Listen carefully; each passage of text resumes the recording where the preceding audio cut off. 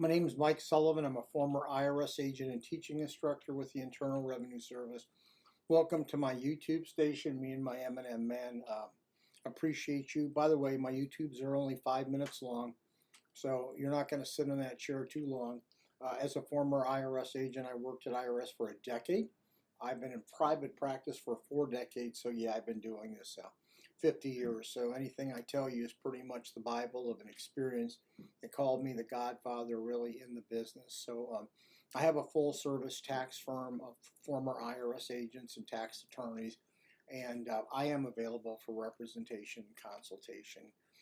Today, what I want to talk to you about is if you owe IRS debt and you want to consider the offer and compromise things that you need to know. As a former IRS agent, I worked the offer program. I used to accept offers and deny offers. Yes, a pen like this used to accept your offer and deny your offer. I used to say government skillcraft on there.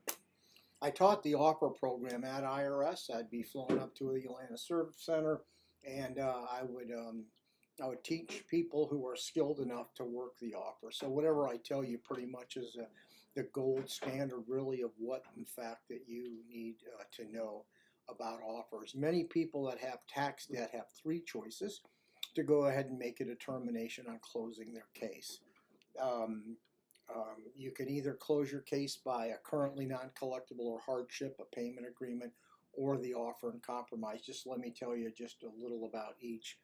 The hardship program means IRS evaluated your 433F or 433A financial statement along with documentation including your bank statement and pay stub, and they determine you're upside down and you cannot pay your bills, so they put you in the currently non-collectible where in fact the penalties and interest run. They'll take your refund if you don't change your W-4, and they'll keep you in that status for a while. The next is the payment agreement.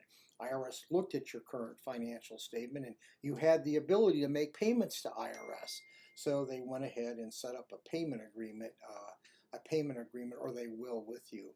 The granddaddy of them all, or the biggest one of them all, at the end of the day is the offer and compromise. It completely removes your tax debt and removes your federal tax lien. So let me just spend a little time on the offer and compromise. If it's a small offer and compromise, there's nothing wrong with you taking a shot yourself. If you owe any debt substantially over 50, 60, 70, don't do it. It really, and I'm being honest with you, I don't care who you use. We're excellent. By the way, I only take cases that I'm successful on.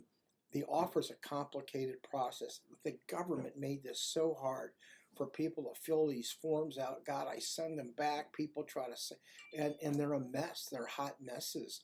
IRS requires these are legal contracts between you and the government. So really at the end of the day, at the end of the very day, you got to fill these forms out really, really good and really complete. Let me just give you a couple things you need to know about the offer and compromise program. I just got to shut my phone off because I thought I shut it off before.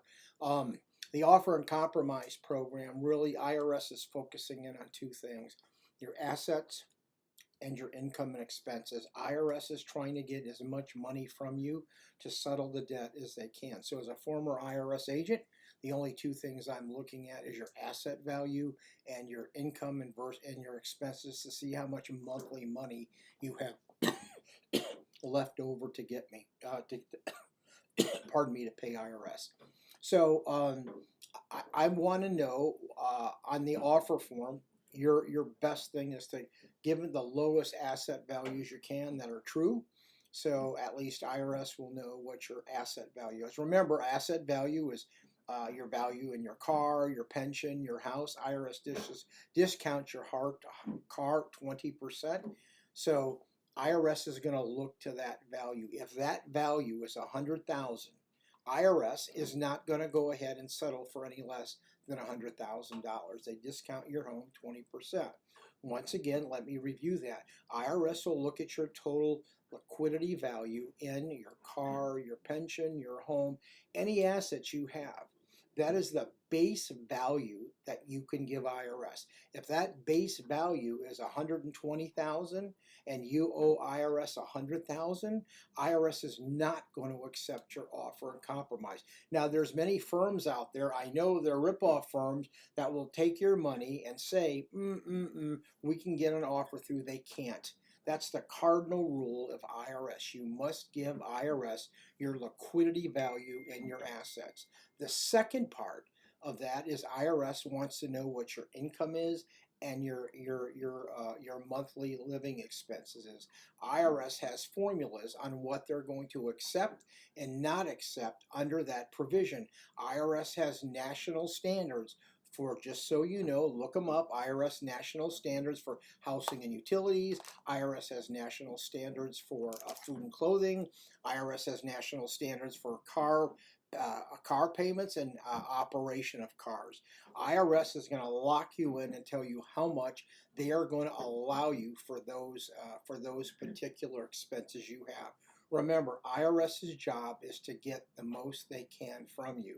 So at the end of the day, you need to have really, and I'm being totally honest with you, a professional look at that financial statement. If you're going to hire someone, do not give anyone money until they look at that financial statement for you.